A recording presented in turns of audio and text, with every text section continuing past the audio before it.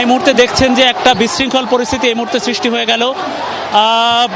বিভিন্ন প্রান্ত দিয়ে শিক্ষার্থীরা এসে পুলিশের একটা কড়া নিরাপত্তা ছিল, ব্যারিকেড ছিল এই জায়গাতে, গুলিস্তান মোড়ের যে অংশে, সেইখানে আর এক অংশ দিয়ে শিক্ষার্থীরা এসে এই জায়গাটি একেবারে আবার সেই ব্যারিকেডটা ভেঙে ভেতরে যাওয়ার চেষ্টা করা হচ্ছে।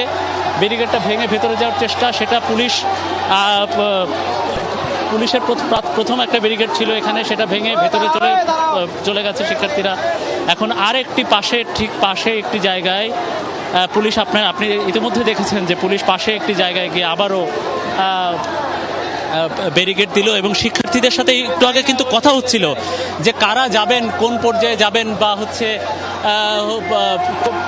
কতগুলো প্রতিনিধি দল যে যাবেন এখানে এবং প্রাথমিকভাবে একটা সিদ্ধান্ত হয়ে যাচ্ছিল যে হচ্ছে এখানে বৈষম্য বিরোধী ছাত্র আন্দোলনের যারা, তাদের কয়েকজন নেতাকর্মী এদিক দিয়ে এইখানে গণপদযাত্রাটি অপেক্ষা করবে।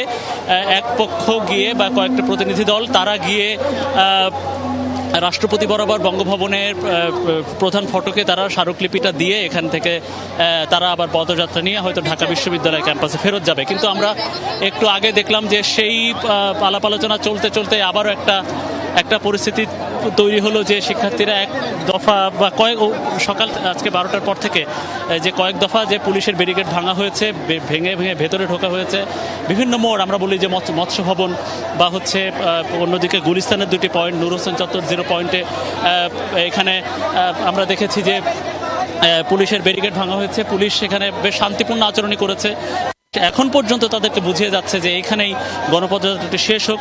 একটা প্রতিনিধি দল গিয়ে বা বঙ্গভবনে আসলে তারা স্মারকলিপি দিয়ে আসুক, কিন্তু শিক্ষার্থীরা বা হচ্ছে কর্মীরা, এখানে আন্দোলনের কর্মীরা তারা এখানে এগোতে চাইছেন বঙ্গভবনের দিকে। কিন্তু এতটুক নিশ্চিতভাবে বলা যাচ্ছে যে পুলিশ কর্মকর্তারা আমাদের জানিয়েছেন যে এই পয়েন্টটা পার হতে দিবেন না শিক্ষার্থীদের, এই পয়েন্টটা পার হতেও দেয়া হবে না শিক্ষার্থীদের।